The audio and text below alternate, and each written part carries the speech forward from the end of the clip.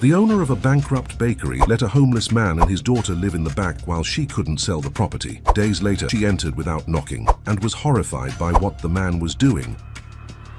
The rain hammered the bakery roof with a fury that seemed to echo the despair inside Sandra's heart. Her hands trembled as she held the bank letter, the words dancing before her eyes blurred by tears that refused to stop falling. 48 hours. That was all she had left before losing the only thing that still connected her to her family. The 52-year-old woman, with grey hair tied in an undone bun and wrinkles that told stories of years of tireless struggle, felt as if the entire world was collapsing on her fragile shoulders that had already carried so much weight throughout life. Her hands, calloused from hard work, trembled as she read for the 10th time the cruel words printed on the official paper, each letter seeming like a death sentence for her dreams and memories. My grandparents must be turning in their graves. How could I let everything come to this point? They trusted me and I failed them all. The wind howled through the gaps of poorly fitted windows, making the torn curtains dance like ghosts of better times that seemed increasingly distant. Sandra walked through the empty bakery, her steps echoing in the deathly silence that had replaced the cheerful buzz of satisfied customers who used to fill that place with laughter and warm conversations. The shelves, which once displayed golden breads and tempting sweets arranged with all the love in the world, now stood empty, like skeletons of a dead dream, their surfaces covered with dust accumulated during months of inevitable decline. The smell of mildew was beginning to replace the sweet aroma that once filled every corner of that sacred place, invading her nostrils like a cruel reminder of how long it had been since the last batch. She stopped in front of the main counter and rested her hands on the cold marble surface, feeling the weight of 3 generations of family tradition about to shatter between her fingers like fine sand. Dad, Mom, I promised I would take care of your legacy with all my love, but I failed miserably, and now I'm going to lose everything. The black and white photographs hanging on the dusty wall seemed to observe her with gazes she interpreted as accusatory, although she knew it was just her guilt manifesting as paranoia.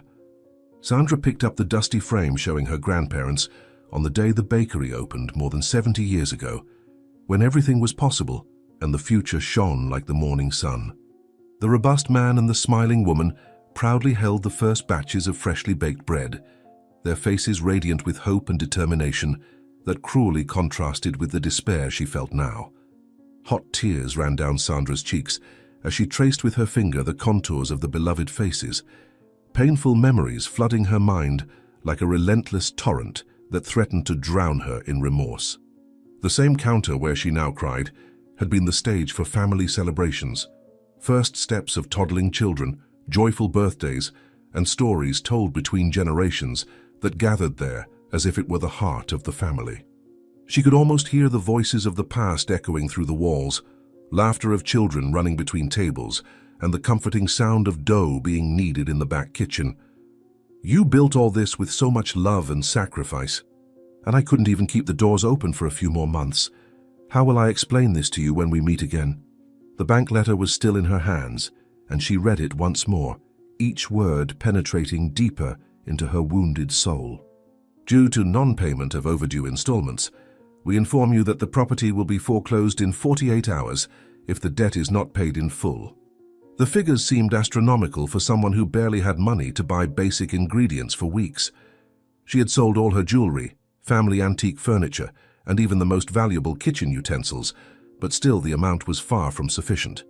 Her last loyal customers had gradually disappeared, some due to their own difficulties, others attracted by large chains offering industrialized bread at prices impossible to compete with. The bakery that was once the pride of the neighborhood was now just another failed business in times of economic crisis. How do big companies manage to sell so cheaply? They don't put love into each loaf like my family always did. But it seems love doesn't pay the bills. The deafening noise of lightning cracking the sky made Sandra jump, the frame almost slipping from her trembling hands. The storm outside seemed to be gaining strength every minute, as if nature itself was conspiring to make that night even more terrifying and gloomy. The lights flickered dangerously, threatening to leave her in complete darkness that would perfectly match the emptiness she felt in her heart, and the sound of rain on the glass created a melancholic symphony that seemed to have been composed specifically to match her despairing state of mind. She looked around the bakery, observing every corner she had known since childhood, every mark on the wall that told a story of joy or sadness, every stain on the floor that brought memories of flour spilled during happy days of intense production. She knew that within 2 days, strangers would be walking through here, planning demolitions or renovations that would forever erase the precious memories that inhabited these walls like benevolent ghosts of the past.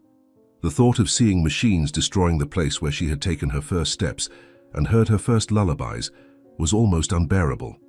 How will I manage to sleep knowing this might be one of the last nights I spend here? When I leave in the morning, perhaps I'll never see this place the same way again. She walked to the kitchen in the back, where the absence of the large ovens that had been sold months ago left empty spaces that seemed like open wounds in the soul of the establishment.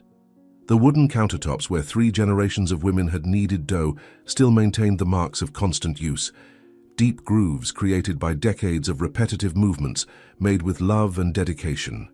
Sandra ran her hand over the smooth surface, feeling under her fingers the history of her family engraved in the wood like a silent autobiography.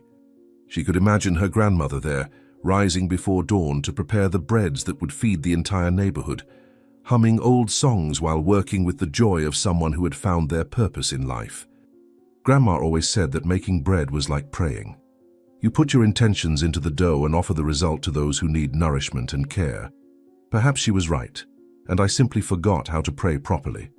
A violent crash at the front door interrupted her melancholic thoughts like thunder that awakens someone from a nightmare.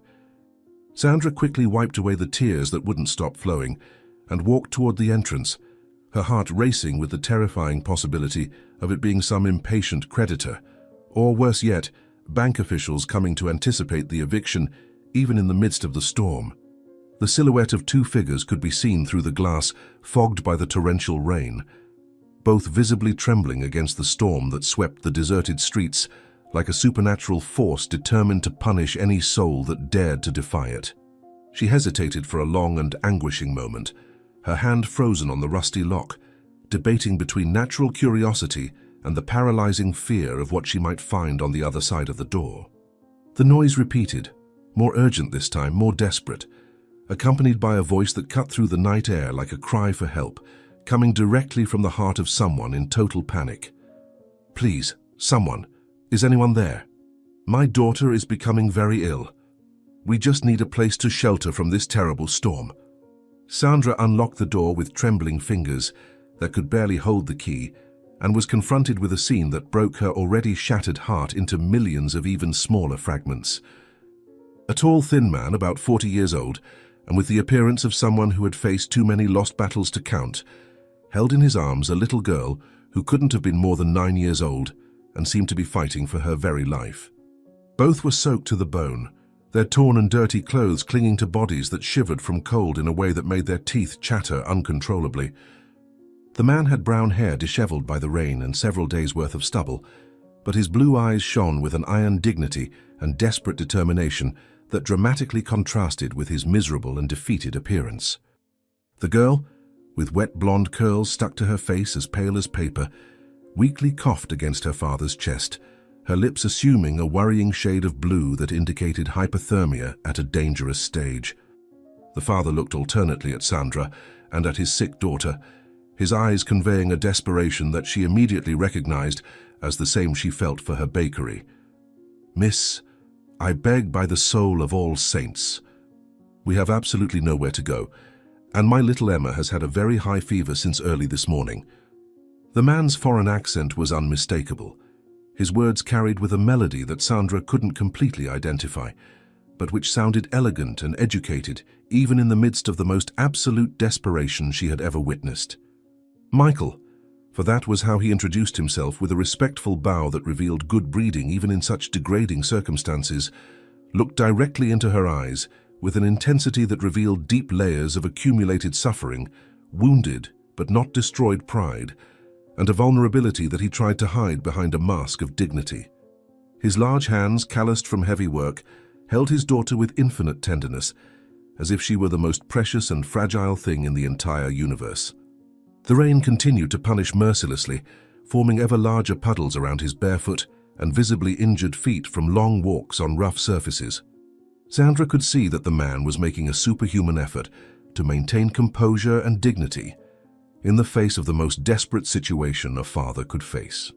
There was something in his eyes that suggested he had once been someone important, someone accustomed to giving orders and making decisions, but who now found himself in the humiliating position of begging for basic charity. "We are not criminals or dangerous people. I swear by the memory of my deceased wife. Just a family that has lost absolutely everything and desperately needs a miracle to save my daughter." The little girl opened her eyes slowly, as if each movement required an immense effort, revealing emerald green irises that shone with a dangerous fever that reminded Sandra of when she herself had almost lost her life to pneumonia in childhood. Her angelic face was marked by deep exhaustion and a fear that a child should not know so early. But still she managed to sketch a weak and brave smile upon seeing Sandra, as if even in her critical state she tried to be polite and pleasant. Her clothes, which clearly were once beautiful and well cared for, made of fine fabrics with delicate details, were now in tatters that told the story of an abrupt fall from a comfortable life to absolute misery.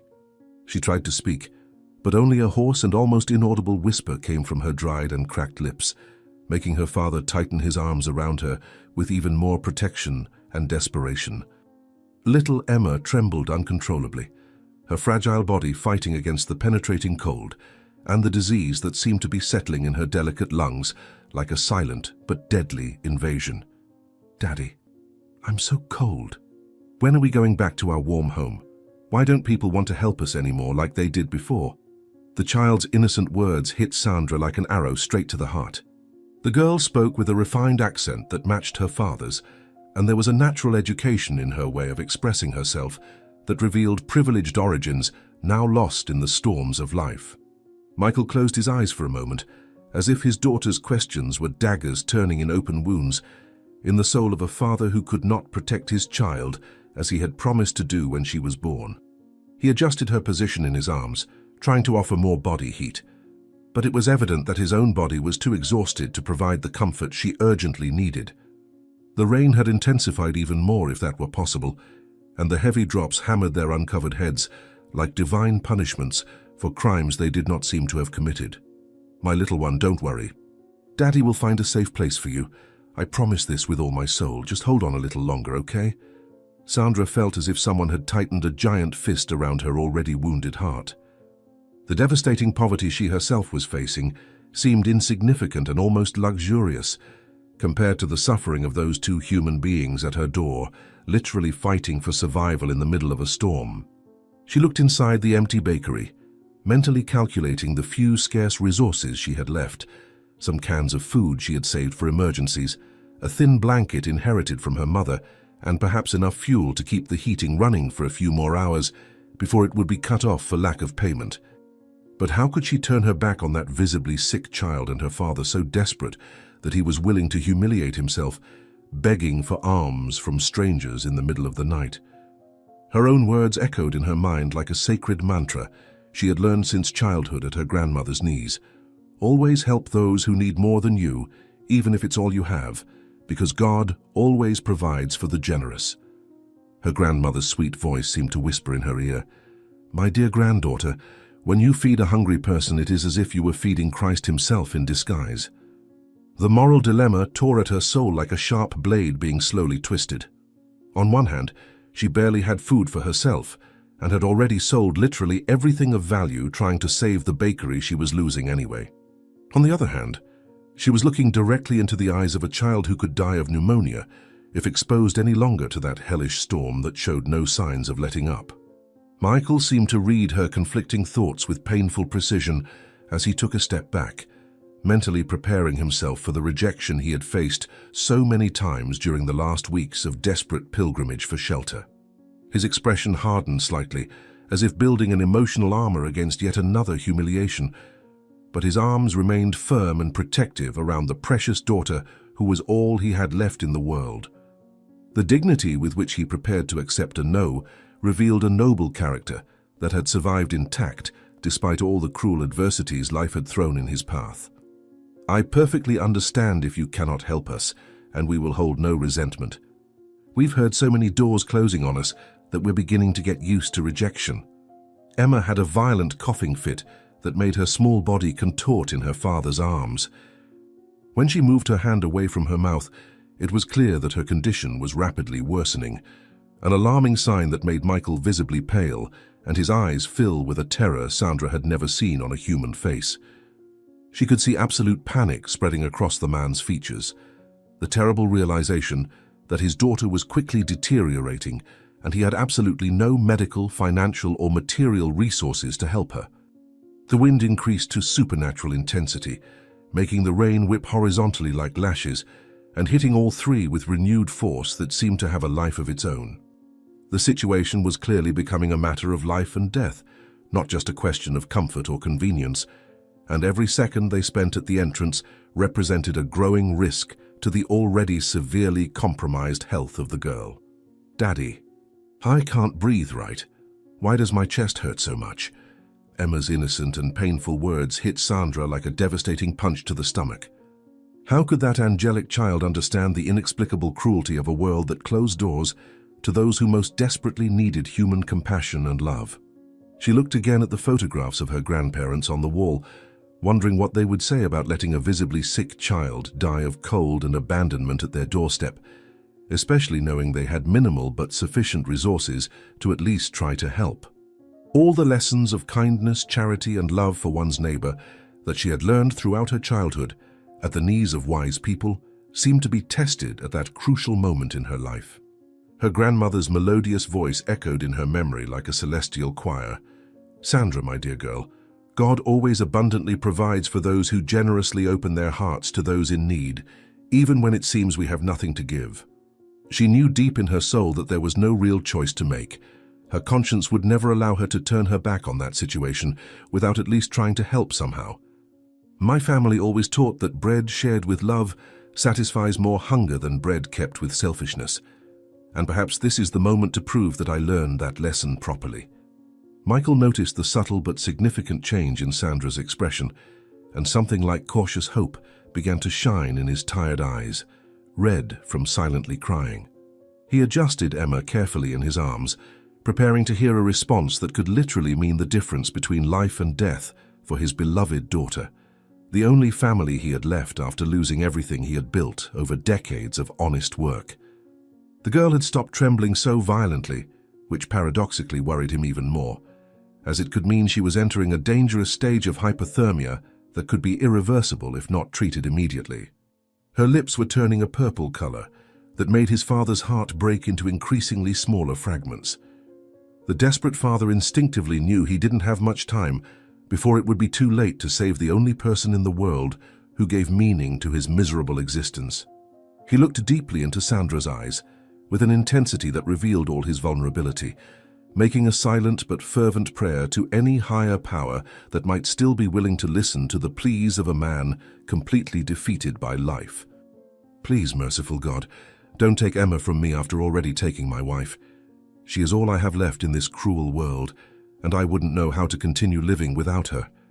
Suddenly, Emma went completely still in her father's arms, her little body losing tension like a rag doll, her eyes closing slowly as if she was finally succumbing to total exhaustion and the illness that had been fighting against her all day.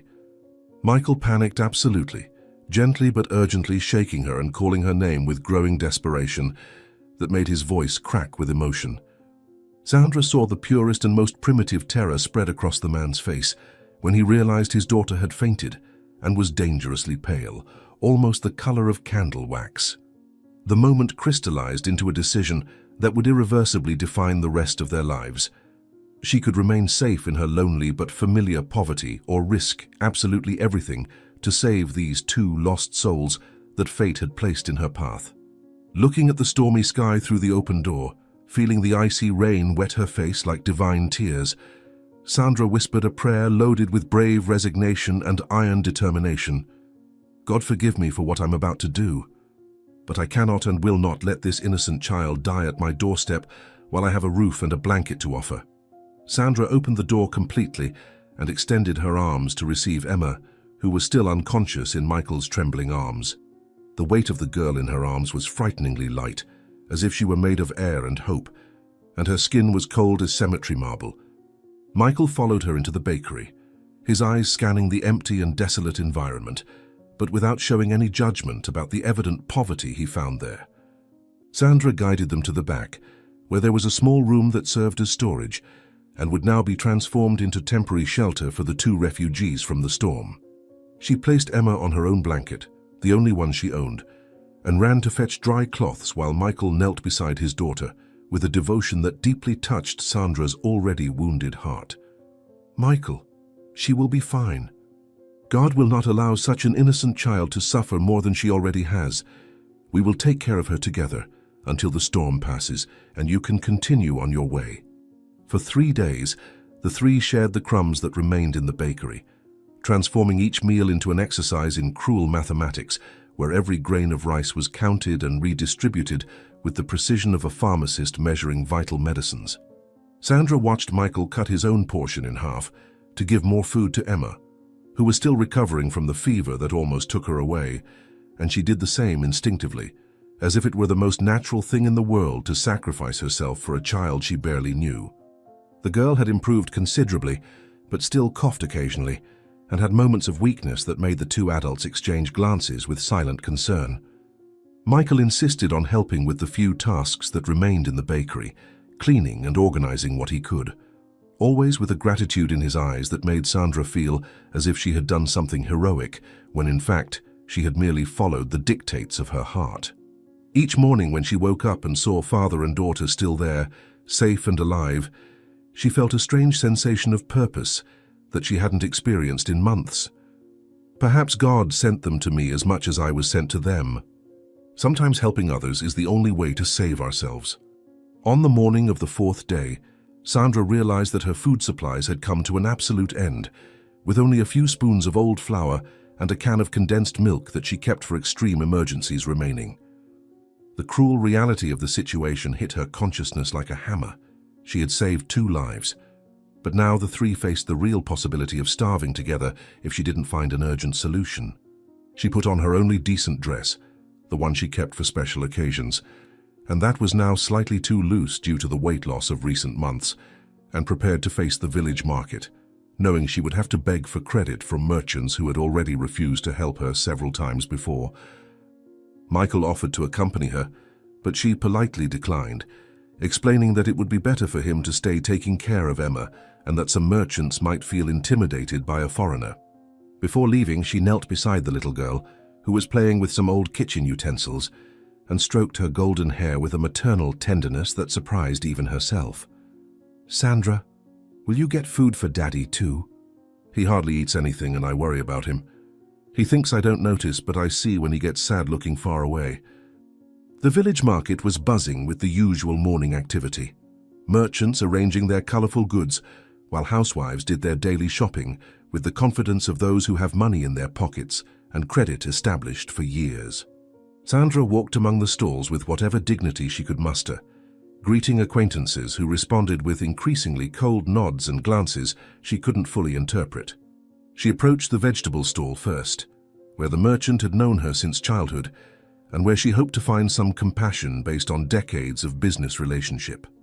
The man saw her approaching, and immediately his face hardened, hands crossing over his chest in a defensive posture that left no doubt about his intentions. When Sandra explained her desperate situation, asking for just some basic vegetables with the promise of payment as soon as she could sell something, he vigorously shook his head and spoke loudly enough for nearby customers to clearly hear. "Sandra, I've said it before and I'll repeat it now in front of everyone. I can no longer sell on credit to those who can't pay. Besides, I heard you're sheltering suspicious foreigners in the bakery. That's not good for anyone's business here in the village." The public rejection from the vegetable merchant echoed through the market like a sentence of social ostracism, and Sandra felt all the conversations around diminish in volume as curious ears turned to capture every word of the humiliation being witnessed by dozens of people. She tried to explain that the foreigners were just a father and daughter in a desperate situation, but her words seemed to fall on deaf ears that had already decided not to believe anything she might say. She walked to the meat stall, where she received an even colder refusal, followed by the competing bakery, where the owner didn't even allow her to finish speaking before making a dismissive gesture with her hand. With each rejection, she felt pieces of her dignity being torn away and trampled in the mud of the market floor, while whispers followed her steps like a cruel soundtrack of judgment and condemnation.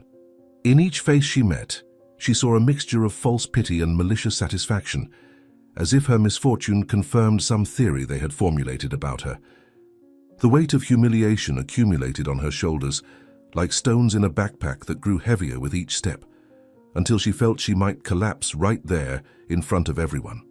My God, what have I done wrong to deserve this public humiliation? Has helping those in need become such a serious crime? It was then that Karen appeared like an evil shadow between the stalls, her expensive dress and gleaming jewelry cruelly contrasting with Sandra's increasingly desperate appearance. Karen had always been her rival since school days, when they competed for teachers' attention and the best grades, but now the rivalry had transformed into something much more sinister and destructive. With a venomous smile that didn't reach her calculating eyes, Karen approached a group of women gossiping near the fabric stall and began to speak in a calculatedly loud volume, ensuring her voice reached Sandra and everyone present in the vicinity. Her gestures were theatrical and exaggerated, like an actress playing the role of a citizen concerned with community safety, and each word was carefully chosen to cause maximum possible damage to Sandra's already shaken reputation. My dear friends, you need to know what's happening right here in our peaceful village. Sandra is sheltering very suspicious foreigners in her bakery. A man and a child who appeared out of nowhere, without documents, without explanations, speaking a strange language. Who can guarantee they aren't fugitive criminals or dangerous people who came to hide here among us? Karen's words spread through the market like an uncontrolled fire, jumping from person to person, gaining exaggerated details and increasingly sinister interpretations with each repetition. Sandra watched in horror as her decision to help a family in need was transformed into evidence of ill nature and lack of judgment, as if compassion was a character flaw that needed to be severely punished. Groups of people formed spontaneously to discuss Karen's revelations, their voices rising in tones of moral indignation as they looked in Sandra's direction with a mixture of disapproval and suspicion that she had never faced before. She tried to approach a group of neighbors she had known for decades to explain the truth, but they visibly moved away when she approached, as if her presence could contaminate them with some contagious moral disease. The feeling of social isolation intensified when she realized that even people she considered close friends were avoiding her gaze and whispering among themselves whenever she passed nearby. How is it possible that people who have known me for so long believe such cruel lies? Did they never really know me, or did they choose to forget who I am? Karen continued her defamation campaign with the dedication of someone who had found a malicious purpose in life, moving through the market like a venomous snake, leaving a trail of suspicions and irrational fears wherever she passed. She invented details about strange behaviors she had supposedly observed, created theories about possible crimes the foreigners might be planning, and suggested that Sandra herself might be being blackmailed or threatened to keep those people hidden. Each lie was skillfully woven, mixing small grains of truth with large doses of malicious fantasy, creating a narrative that sounded plausible to people already predisposed to distrust outsiders. The merchants who had refused to sell to Sandra now felt justified in their decisions, nodding in approval at Karen's conspiracy theories and adding their own comments about the importance of protecting the village from undesirable elements. The crowd grew around Karen like flies attracted to rotten honey, each person competing to demonstrate greater indignation and civic concern than the previous one. This is exactly what I've always said. These strange people appear out of nowhere and corrupt our traditions. Sandra has completely lost her mind and is putting all of us in danger because of her dangerous naivety. Sandra felt the world spinning around her as she watched her reputation, built over decades of honest living and hard work, being systematically shredded by calculated lies and dormant prejudices that now flourished like weeds in fertile soil.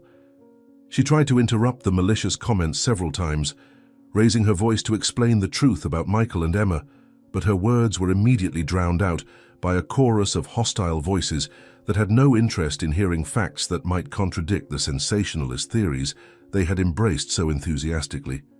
Each attempt at defense was interpreted as additional evidence that she was hiding something important or protecting criminals for suspicious reasons. Logic had been completely abandoned in favor of a collective moral lynching that seemed to give sadistic pleasure to the participants. When she finally got a pause in the cacophony of accusations, her voice trembled with contained emotion as she made one last desperate appeal to the humanity and reason of the people she once considered her community. Please listen to the truth. Michael and Emma are just a family that lost everything and needs temporary help. The girl almost died of cold in the storm. How can you transform an act of Christian charity into something sordid and dangerous? But her words fell on ears that had already closed to any version of reality that didn't confirm the prejudices and fears that Karen had so skillfully planted. The market, which was once a place of community and mutual support, had been transformed into a cruel court where she was simultaneously accused, judged, and condemned without the right to an adequate defense. People she had helped in difficult times, who had eaten bread made by her hands in family celebrations, who had shared joys and sorrows over the years, now looked at her as if she were a dangerous stranger who had infiltrated among them with evil intentions. The emotional betrayal was more painful than any material deprivation she had faced because it attacked something more fundamental than food or money. It attacked her identity as a respected member of a community that now completely rejected her. She left the market empty-handed and heartbroken, feeling the weight of dozens of judgmental gazes that followed her until she disappeared from sight. Is this the true face of people I thought knew and respected me? How can love turn into hate so quickly when fueled by lies and fear?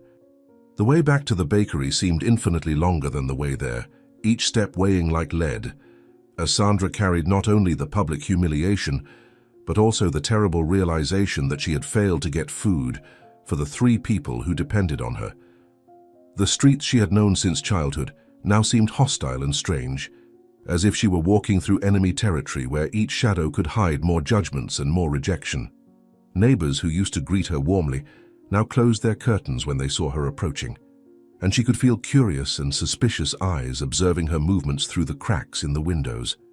Paranoia began to settle in her fatigued mind, making her question if every whisper she heard was about her, if every glance she crossed carried silent accusations. When she finally reached the bakery door, her legs were trembling as much from physical exhaustion as from emotional trauma, and she had to lean on the doorframe to avoid completely crumbling. Michael must have been watching through the window because he appeared immediately, his eyes full of concern upon seeing the state in which she had returned. "Sandra, what happened? You look like you've seen a ghost. Did you manage to buy anything for us to eat?" Michael's innocent question about food was like a final stab in a wound already too deep to heal easily. Sandra looked at that kind man who had trusted her to protect his daughter, who had been nothing but respectful and grateful since the moment they arrived, and felt crushing guilt for having unwittingly exposed him to the social poison that Karen had spread throughout the community. She told him everything that had happened at the market, every humiliation, every lie, every look of contempt, while Michael listened in silence with an expression that mixed sadness, contained anger, and something that seemed like a familiar pain, as if he had faced similar situations before. Emma appeared at the back door, her green eyes shining with a childlike intuition that captured the tension in the air, even without fully understanding the adult's words. When Sandra finished relating the traumatic events of the morning, a heavy silence settled between them, laden with implications that none of the 3 wanted to verbalize. "Michael, I'm so sorry for bringing this persecution to you. I thought I was helping, but it seems I've only made the situation worse for all of us. Maybe Karen is right and I should have thought better before opening my door." Michael approached Sandra and placed a gentle hand on her shoulder, a gesture of solidarity that reminded her of the human kindness that still existed in the world despite all the cruelty she had experienced that morning. His blue eyes shone with an iron determination that contrasted with the apparent fragility of his situation, and when he spoke, his voice carried a natural authority that suggested experience in dealing with adversities much greater than this one. He explained that he had faced prejudice and suspicion in various places they had passed through, that he was accustomed to being seen as a threat simply for being foreign and poor, and that the village's reaction was neither unexpected nor Sandra's fault. Emma came closer and held Sandra's hand with her small but surprisingly strong fingers, her eyes conveying a precocious wisdom that spoke of difficult experiences a child should not have lived through. The girl looked directly into Sandra's eyes and spoke with a conviction that deeply touched the older woman's heart. "Sandra, my daddy always says that good people suffer more because they understand the suffering of others. You did nothing wrong, you just have a bigger heart than most people. You are an angel that God sent to save us." The following hours passed in a state of growing tension as the three tried to ignore the hunger gnawing at their insides and focused on activities that might distract them from the cruel reality of their situation. Sandra taught Emma how to fold cloths in a special way that her grandmother had shown her decades ago, while Michael organized and reorganized the few utensils left in the kitchen, trying to keep his hands busy to avoid thinking about the sense of failure consuming him for not being able to provide for his daughter. The bakery, which already seemed empty before, now felt like a mausoleum where three ghosts performed the movements of life without truly living. The silence was occasionally broken by forced conversations about trivial matters, but everyone knew there was an elephant in the room that no one wanted to mention: what they would do when darkness fell and they still had no food or hope of getting any. Sandra watched Michael interact with Emma and noticed layers of sophistication in his manners that completely contradicted his current appearance as a desperate refugee. There was something in his posture, in the way he spoke, in the natural education that showed through even in moments of desperation, that suggested origins very different from what his current situation indicated. "Is there something about you that I should know? Sometimes I get the impression that you are not exactly what you seem to be. Not that it changes anything, but I feel there's a deeper story behind all this." When night fell like a black cloak over the village, bringing with it a cold that penetrated to the bone and amplified the feeling of isolation and vulnerability, Sandra was sitting in the main room of the bakery, staring fixedly at the street through the dirty window. The lights from neighboring houses shone warmly, creating a cruel contrast with the cold darkness that had settled in her own life. She could imagine the families in those illuminated houses, gathered around abundant tables, sharing meals and stories, happily ignorant or deliberately indifferent to the suffering that was happening just a few meters away. Her empty stomach growled constantly, reminding her that she hadn't eaten anything substantial for 2 days, and she wondered how long a person could survive on willpower and hope alone. It was then that she noticed a figure stealthily approaching her door, moving through the shadows, like someone who didn't want to be seen executing whatever action they were planning. Who would be so cowardly as to come here in the middle of the night? If you have something to say to me, have the courage to speak in the light of day like a decent person. The figure deposited something under her door and quickly disappeared into the shadows before Sandra could identify who it was, but she had her suspicions based on the traumatic events of the day. With her heart racing from an anxiety that had become her constant companion, she carefully opened the door and found an envelope that seemed to have been hastily written with handwriting that attempted to disguise the identity of the author. Her hands trembled violently as she unfolded the paper and read the threatening words that seemed to jump from the page like venomous snakes ready to strike. "Sandra, you are putting our entire village in danger by sheltering these suspicious foreigners. Expel them immediately, or the situation will become very complicated for you. This is your only warning. You have 24 hours to reconsider your decision to protect our families." The threat was clear and direct, leaving no room for alternative interpretations, and the use of the plural "we" suggested that it was not just the work of one disturbed person, but rather a conspiracy organized by multiple people who had decided to make her a scapegoat for their fears and prejudices. So it has come to this, anonymous threats against a woman who only tried to do what is right. What kind of people did I think I knew all these years? Michael appeared silently in the shadows behind her, like a spirit materialized by the tension of the moment, and she realized that he had witnessed everything, the furtive delivery of the letter, her reaction of shock and horror, and now he was reading over her shoulder the poisonous words that someone had taken the trouble to write and deliver personally. His blue eyes shone with a complex mixture of emotions: guilt for having brought trouble to someone who had only shown kindness, anger against cowardly people who made anonymous threats, and a sad resignation that spoke of similar experiences in other places where they had tried to rebuild their lives. Tears glistened in his eyes as he looked at Sandra, with an expression that combined eternal gratitude with deep remorse, as if he were seeing his own mother being punished for crimes he had committed. When he spoke, his voice was laden with barely contained emotion and a painful determination that she recognized as the voice of someone about to make an impossible sacrifice for the sake of others. "Sandra, we will leave tomorrow morning very early before anyone can see us departing. You have already done more than any human being could expect, and I cannot allow you to continue suffering because of us. But before we leave forever, I need to show you who we really are and why our presence here may have been more than just an accident of fate." Michael held the threatening letter in his hands for a long moment, his eyes scanning each poisonous word, while a subtle but significant transformation took place in his facial expression.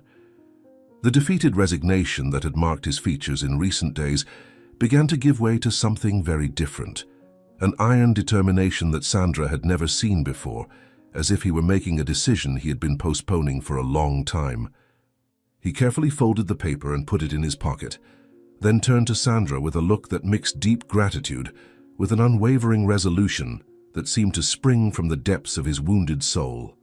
His words came out laden with contained emotion that made his voice tremble slightly, but at the same time revealed an inner strength that had remained hidden beneath the mask of despair he had been wearing since they arrived. "Sandra, you saved our lives when no one else in the world would care if we lived or died, and I cannot simply leave without at least trying to repay such kindness.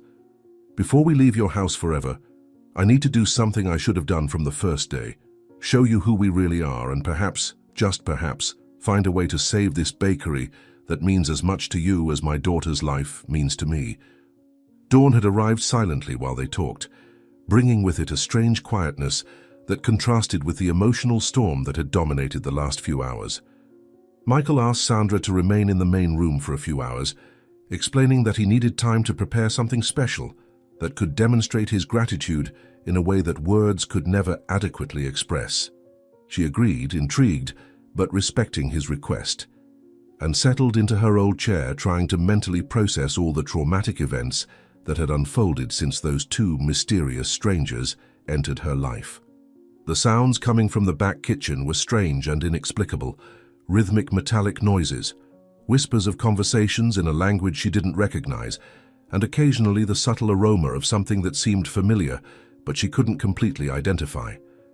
As the hours passed, curiosity transformed into growing anxiety, especially when she realized that the aromas coming from the back were becoming increasingly intense and tempting. What could they be doing back there that produces these impossible smells? We don't have enough ingredients to cook anything substantial. Or do we? When the first rays of sunlight began to filter through the dusty windows of the bakery, painting golden stripes on the old wooden floor, Michael appeared in the doorway, separating the main room from the back, with an expression that mixed nervousness and cautious hope. His eyes shone with an intensity she hadn't seen before, as if he were about to reveal a secret he had kept for a long time, and that could change everything between them. He extended his hand to her with a formal gentleness that contrasted with the desperate familiarity that had marked their interactions until that moment, and when he spoke, his voice carried a solemnity that made Sandra realize she was about to witness something truly important. Emma appeared beside her father, her golden hair tied in a carefully made ponytail, and her clothes, which had been washed and mended during the night, arranged in a way that revealed an almost obsessive attention to detail. The girl smiled with a mixture of pride and anxiety, as if she too were participating in a revelation that could determine the future of all of them. "Sandra, please come with us. It's time to show you why fate brought us exactly to your door on that stormy night. I promise that after seeing what we've prepared, you'll understand that our presence here wasn't just an accident, but perhaps the answer to prayers that both of us made without knowing." Sandra followed father and daughter toward the back of the bakery with hesitant steps, her heart beating with a mixture of expectation and fear of the unknown that awaited her. When they opened the kitchen door and invited her in, She stopped abruptly at the threshold, completely unable to immediately process what her eyes were seeing. The kitchen, which had been empty and desolate for days, had been transformed into something that seemed to come from an impossible dream. On the wooden counters she had known since childhood, dozens of culinary creations were arranged, looking like edible works of art. Golden and perfectly layered croissants that shimmered like jewels in the morning sun, artisanal breads of shapes and textures she had never seen before, delicate pastries that seemed to have been sculpted by divine hands, and cakes decorated with a precision that defied physics. The aroma filling the space was so intense and seductive that it made her empty stomach contract violently, reminding her that she had eaten almost nothing in the past few days. Each item seemed to have been created with a level of technical and artistic skill that she had only seen in expensive French culinary books she had occasionally browsed in bookstores, but never imagined she could witness personally. "My God in heaven, how is it possible that you created all this? We had no ingredients, no functioning ovens. This seems like a miracle materialized before my eyes." Michael walked to one of the counters and delicately picked up a croissant that seemed to shine with its own light, its layered folds so perfect they appeared to have been created by a precision machine rather than human hands. He carefully broke it apart, revealing an interior with an alveolar structure so complex and uniform that Sandra felt tears welling in her eyes as she recognized the level of technical mastery needed to create something like this. The sound the bread made when broken was like music, a delicate crack followed by a soft whisper of air, escaping from the perfectly formed internal chambers. Michael offered one half to Sandra and the other to Emma, observing both their expressions as they tasted what he had created during the silent hours of dawn. The flavor that exploded in Sandra's mouth was so intense and complex that she had to lean on the counter to avoid staggering. Layers of melted butter mixed with a dough that had a texture impossible to describe, at once light as air and rich as velvet. "Michael, this isn't just food. This is pure art materialized into something that can nourish both body and soul at the same time. How did you learn to create something so perfect?" It was then that Michael began to tell his real story, and each word that left his mouth seemed to open old wounds that had been festering silently during months of humiliation and loss. He walked through the kitchen as he spoke, delicately touching each of his creations, as if they were physical memories of a past that seemed to belong to a completely different life.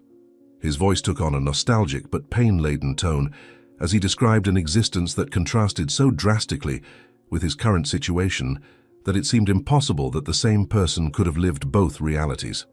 Emma approached him and held his hand, offering the silent support that only a daughter can give to a father who is reliving his worst moments, and Sandra realized that the girl had heard this story before and understood the emotional weight it carried.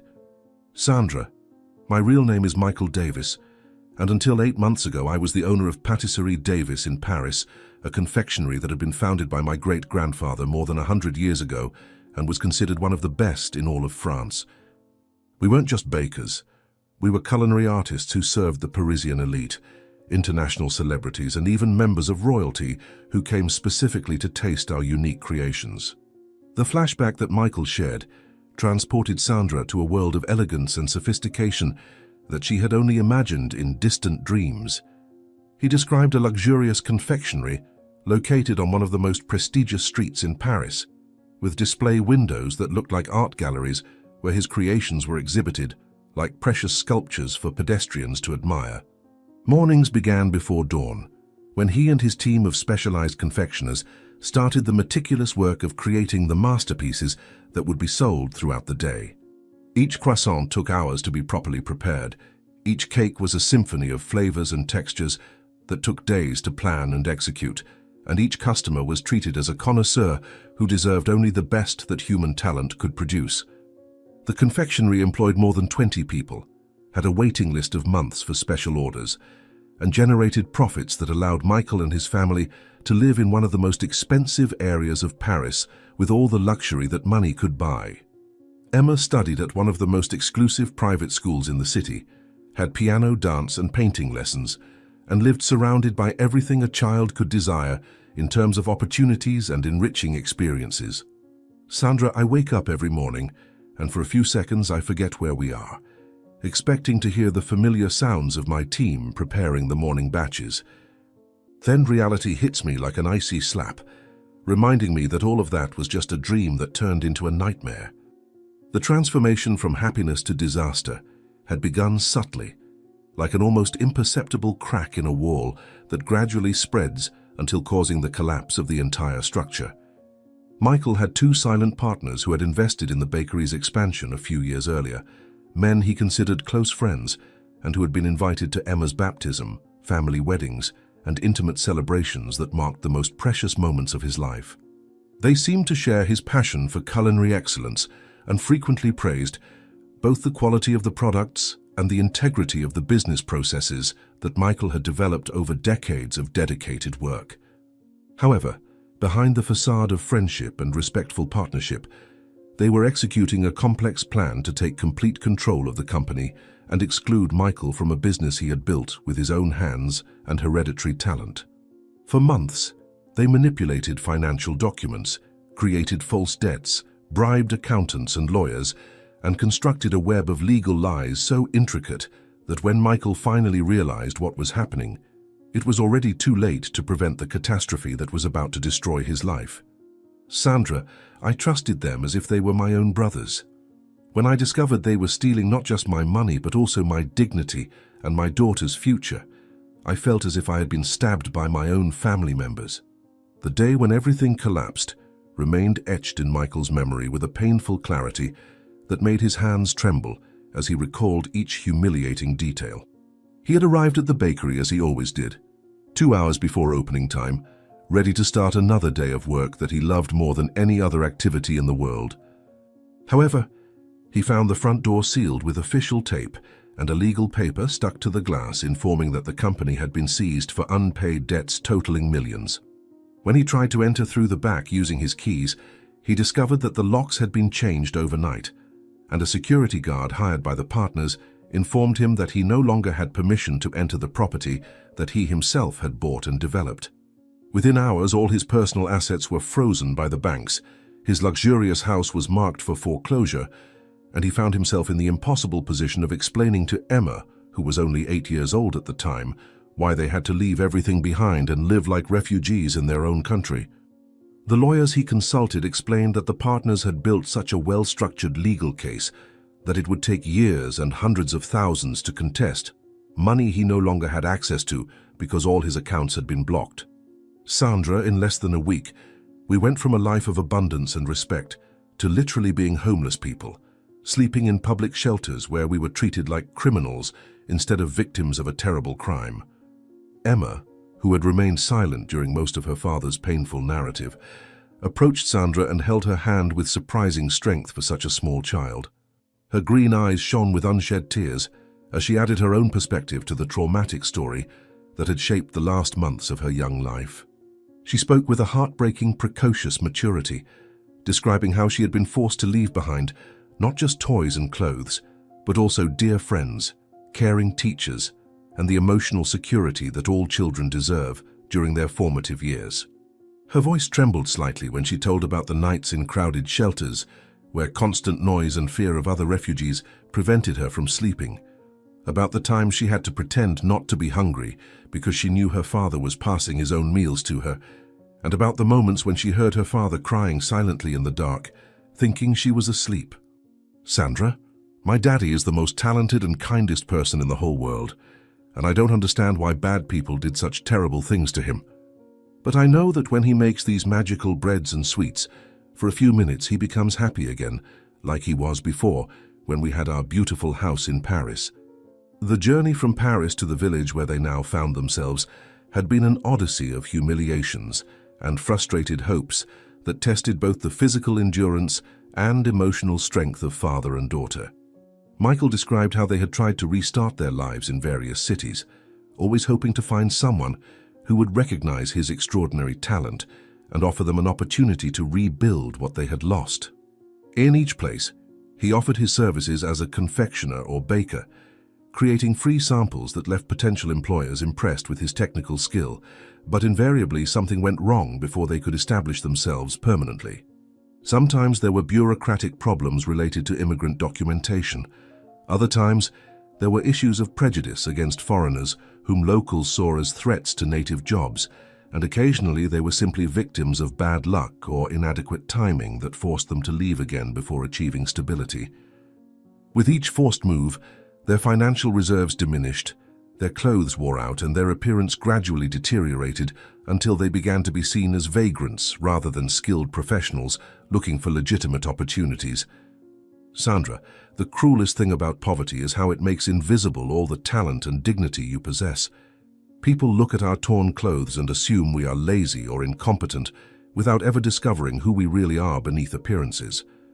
Sandra listened to the entire story with a mixture of fascination and horror, her mind struggling to reconcile the image of the desperate man who had appeared at her door during the storm with the description of the internationally respected culinary artist that Michael had been just a few months earlier. She walked around the kitchen, gently touching each of the creations he had produced during the night, and gradually began to understand that she was in the presence of a truly exceptional talent that could transform not only their situation, but potentially the entire economy of the village. The quality of the products was so superior to anything she had seen or tasted before that it seemed impossible they had been created in her simple kitchen with basic ingredients. When she asked how he had managed to get ingredients to create such wonders, Michael explained that he had used the last resources he possessed to buy flour, butter, and other essential elements from a supplier who visited the village once a week, but that the real secret lay in the techniques he had perfected over decades of obsessive practice. Michael, I am not an expert in confectionery, but even I can recognize that what you have created here completely transcends any normal standard of quality. This could not only save my bakery, but transform it into the most famous culinary destination in the entire region. Sandra's growing excitement contrasted dramatically with the hesitation and fear she could see spreading across Michael's face as he considered the implications of using his talent to save her bakery. He explained that he had deliberately avoided demonstrating his true abilities in the places they had passed through, because the attention such talent would inevitably attract could expose them to investigations about their legal situation that could result in deportation or, worse still, in permanent separation between him and Emma. His hands trembled slightly as he touched his daughter's face, and Sandra could see the absolute terror in his eyes when he contemplated the possibility of losing the only person in the world who gave meaning to his existence. Emma noticed her father's anguish and pressed herself against him, offering the silent comfort that only a daughter can give to a father facing impossible decisions. The tension in the air was palpable as three people with intertwined destinies contemplated a future that could bring salvation for all of them, or complete destruction for the fragile family that had found temporary shelter in the kindness of a stranger. Sandra, I want to help you more than anything else in the world, because you saved our lives when no one else cared. But if someone discovers who we really are, the authorities may deport us and separate me from Emma forever. I cannot risk losing her. She is all I have left in this cruel world. It was at this moment of maximum tension, when three destinies hung in a delicate balance between hope and despair, that the sound of fists violently knocking on the front door echoed through the bakery like thunder announcing a devastating storm.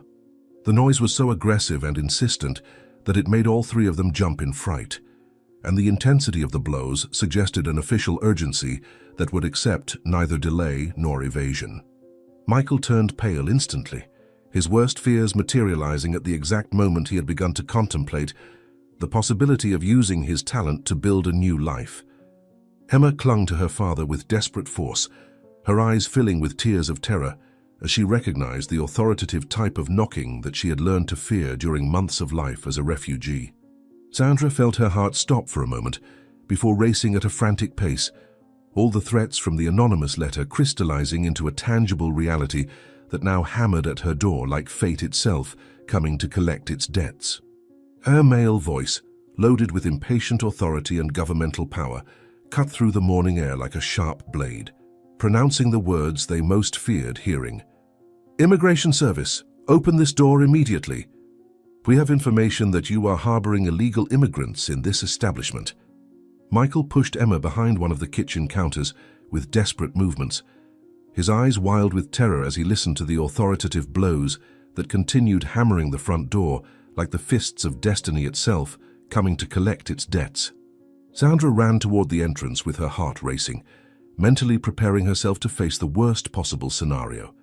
But when she opened the door with trembling hands, she found only a uniformed man carrying a gas cylinder and a clipboard with delivery papers. The deliveryman, completely oblivious to the panic he had caused, explained that he had been trying to deliver the gas for several days and needed a signature to confirm the delivery, speaking in a casual tone that dramatically contrasted with the terrifying urgency that his knocks on the door had conveyed. Sandra signed the papers with hands still trembling from relief and residual fear, while she watched the simple man walk away calmly, having no idea that he had almost caused a collective nervous breakdown with his aggressive approach to the door. When she returned to the back of the bakery, she found Michael hugging Emma so tightly that he seemed to be trying to merge her with his own body, both silently crying from relief and emotional exhaustion. Michael, it was just the gas delivery man. But this scare made me realize something terrible. If we don't act quickly, the next knock on the door could be real. We can't continue living with this constant fear. We need to make a decision now, before it's too late for any of us.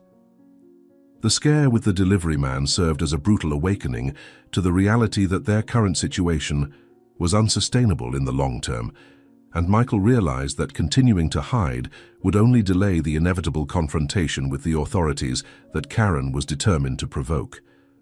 During the following hours, the three engaged in intense discussions about the risks and benefits of using Michael's culinary talent to transform the bakery into a prosperous business, carefully weighing each argument against the dangers such exposure might bring.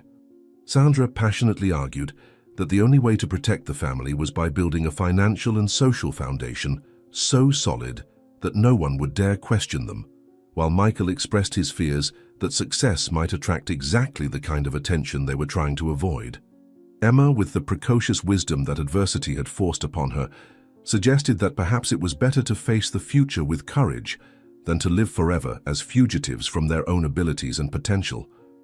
Finally, Michael made the decision that would change everything. They would bet everything on a desperate attempt to rebuild their lives using the only truly valuable resource they possessed, his extraordinary talent. Sandra, you're right. We can't live like ghosts forever.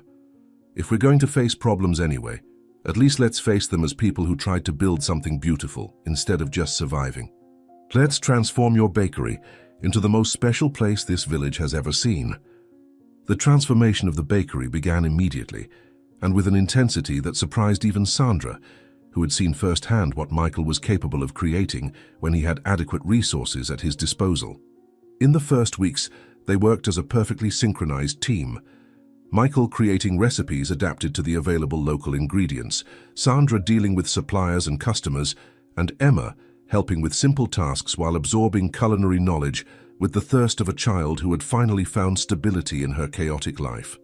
The reputation of Michael's extraordinary creations spread through the village with the speed of a wildfire on dry pasture, starting with curious neighbors who couldn't resist the divine aromas emanating from the renovated bakery and quickly expanding to include people from neighboring villages who made special trips just to taste the famous croissants and artisanal breads.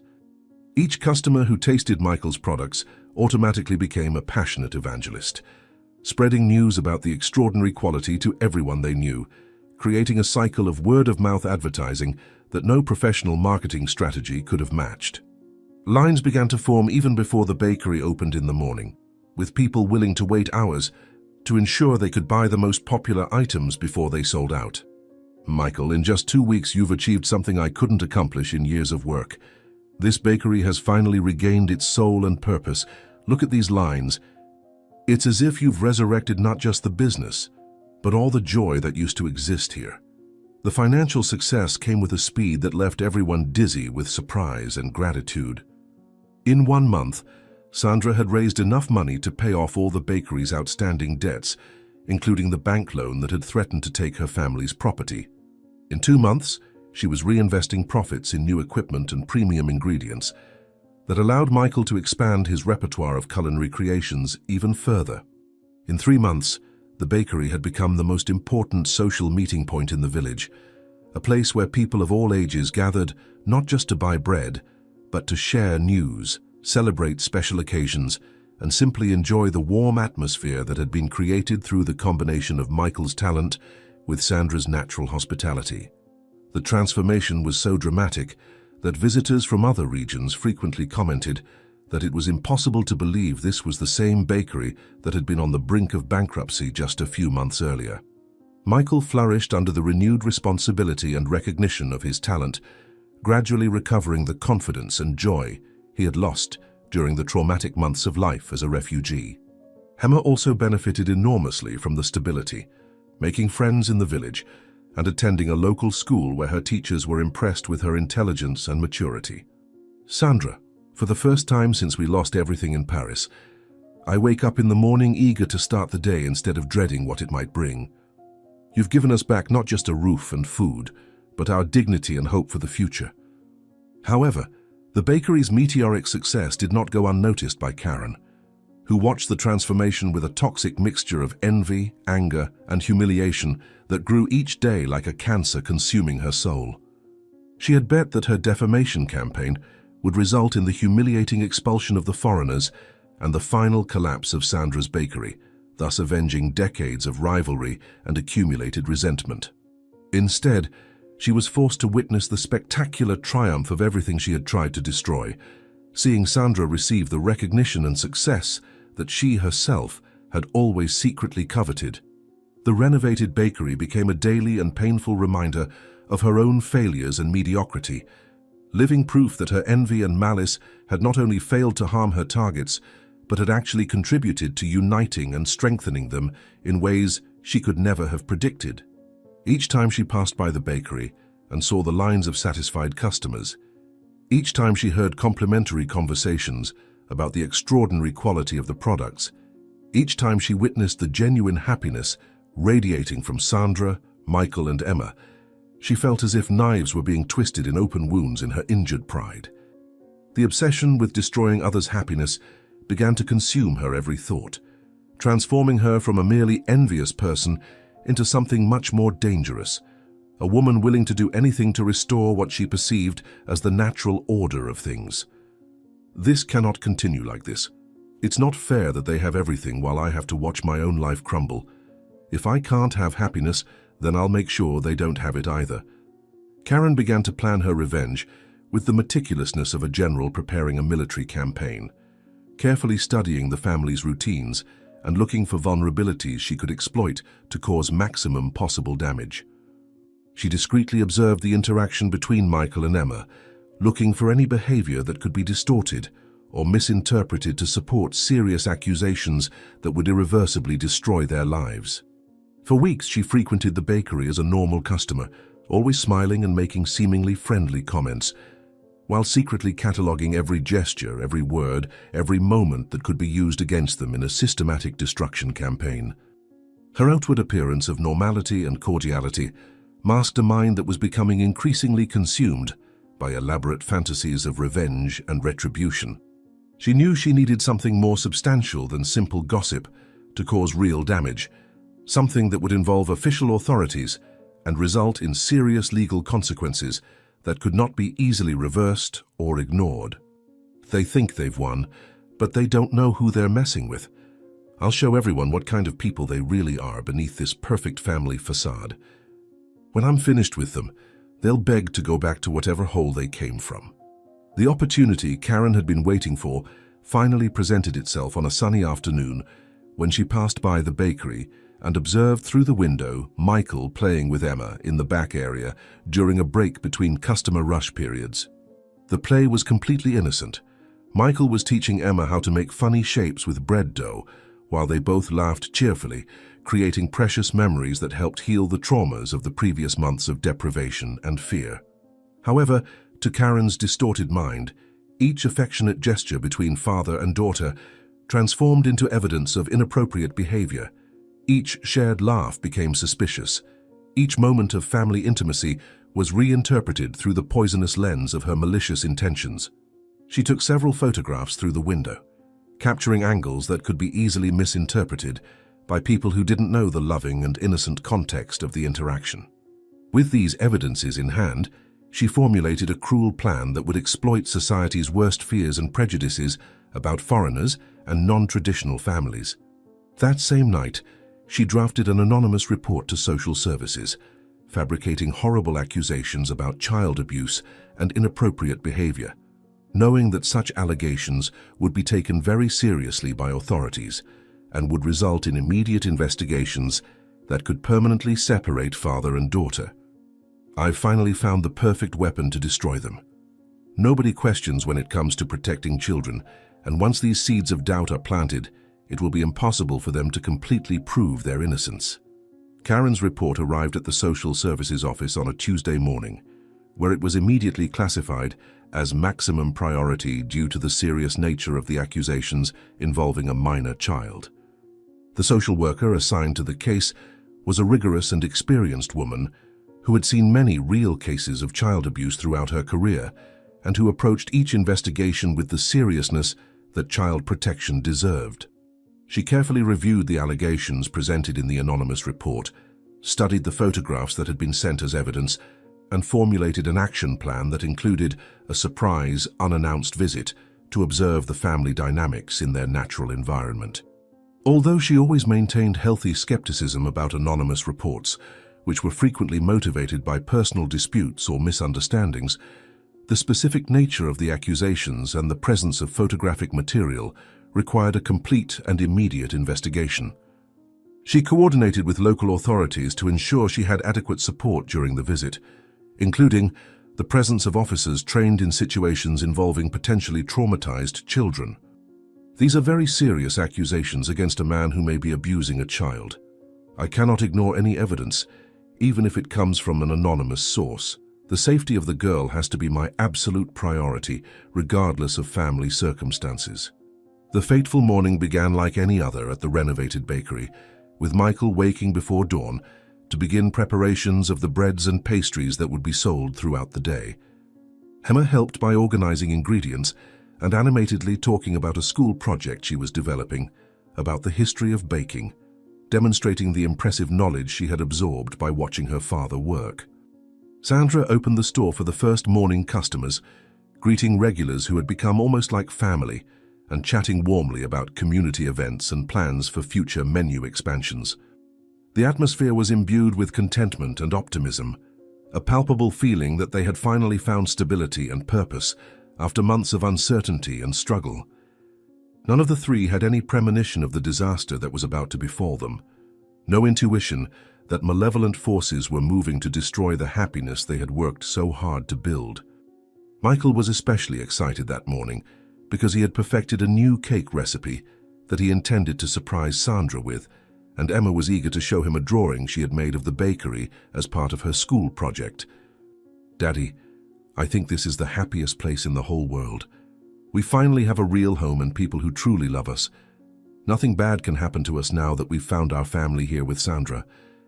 It was exactly at 10:30 in the morning, during one of the busiest moments of the day, that two official cars abruptly stopped in front of the bakery with an urgency that immediately caught the attention of all customers present. The social worker stepped out of the first vehicle, accompanied by two uniformed officers, their faces carrying the serious and determined expression of professionals fulfilling an unpleasant but necessary duty. They entered the bakery with an authority that instantly silenced all conversations, creating a tense silence that contrasted drastically with the cheerful atmosphere that had dominated the environment just seconds before. The social worker identified herself to Sandra and requested permission to speak immediately with Michael and Emma in private, explaining that she was investigating serious allegations that had been made against the family. Michael emerged from the back of the bakery in response to Sandra's calls, still wearing his work apron and with flour on his hands, completely unprepared for the confrontation that was about to devastate his rebuilt life. When he saw the uniformed officers and the grave expression of the social worker, his face instantly paled as all his worst fears about exposure and official persecution materialized before his eyes. "What's happening here? Why are you in my bakery with this official appearance? Michael and Emma have done nothing wrong. They are the kindest and most respectful people I have ever known in my entire life." The social worker explained that she had received a detailed complaint alleging inappropriate behavior between Michael and Emma, and that she was legally obligated to investigate such allegations regardless of their source or motivation. She presented the photographs that Karen had sent, showing moments of innocent play between father and daughter, but explaining how they could be interpreted as evidence of improper interactions by people trained to identify signs of child abuse. Michael was horrified to see that moments of paternal affection had been distorted into evidence of criminality, and his indignation was so genuine and profound that even the experienced social worker began to question the validity of the accusations. Emma, who had appeared upon hearing raised voices, immediately ran into her father's arms when she saw uniformed strangers talking about her, demonstrating exactly the kind of natural and affectionate behavior that contradicted the allegations of abuse. The girl looked confused between the adults, realizing that something terrible was happening, but without fully understanding the nature of the accusations being made against her beloved father. "Daddy, who are these people and why are they talking about us in such a strange way? Did we do something wrong when we were playing making funny little breads yesterday?"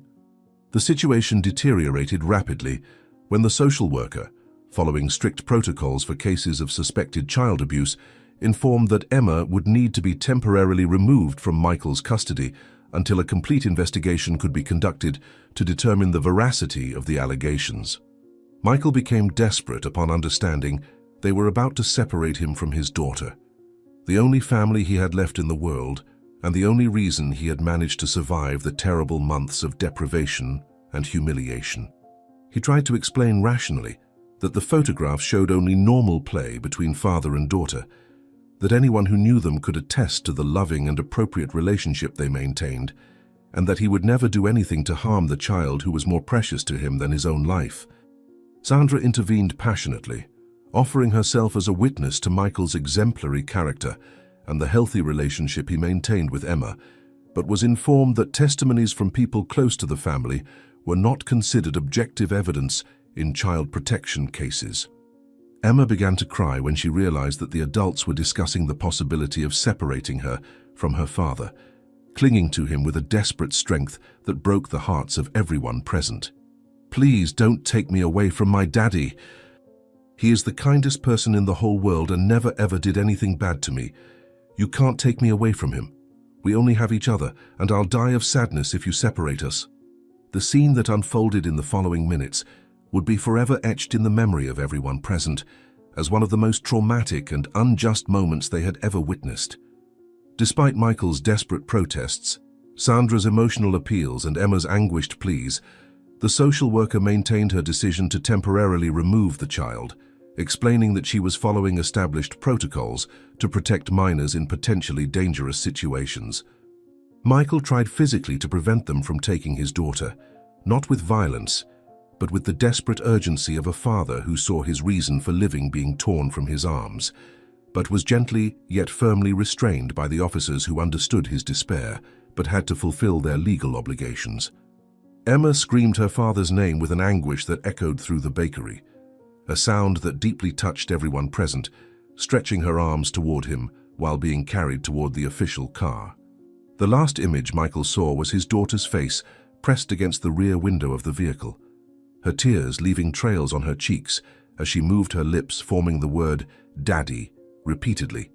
When the car disappeared from view, Michael completely collapsed, falling to his knees on the bakery floor and releasing a cry of pain that came from the depths of his shattered soul. Sandra knelt beside him and embraced him as he cried like a man who had lost everything again, his tears mixing with the flour scattered on the floor. With a voice broken by emotion, but strengthened by iron determination, she whispered in his ear the words that would become her sacred promise. "Michael, I swear by the memory of my grandparents and by everything sacred in this world, I will bring her back." The foster home was a grey, cold building that smelled of disinfectant and unshed tears, where Emma spent the longest and most terrifying nights of her young life. She was housed in a room shared with 3 other children who had been removed from their families for various reasons, but none of them seemed to understand or care about the absolute despair that consumed the French girl. Meals were served at rigid times, and consisted of tasteless food that she could barely swallow, her appetite having disappeared completely the moment she was separated from her beloved father. During the day, social workers and psychologists asked questions she didn't know how to answer, always trying to make her talk about bad things her father had supposedly done, but she could only cry and repeat that Michael was the kindest person in the world. At night, lying in the narrow, uncomfortable bed, she looked through the small, dirty window toward what she hoped was the direction of the bakery, whispering desperate prayers to any divine force that might reunite her with her father again. "Daddy, I know you can hear me from somewhere. Please don't forget me and don't stop fighting to get me back. I'm being a very brave girl like you taught me, but I don't know how much longer I can hold on without you by my side." Meanwhile, in the bakery that had become a mausoleum of shattered dreams, Michael existed in a state of emotional devastation that reduced him to a shadow of the vibrant and talented man he had been just weeks before.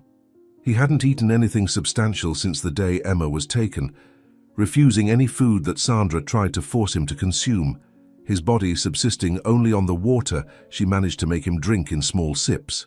His words had completely ceased, as if the capacity for verbal communication had been torn from his soul along with his daughter, and he spent his days sitting in the back kitchen, staring fixedly at the place where Emma used to play while he worked.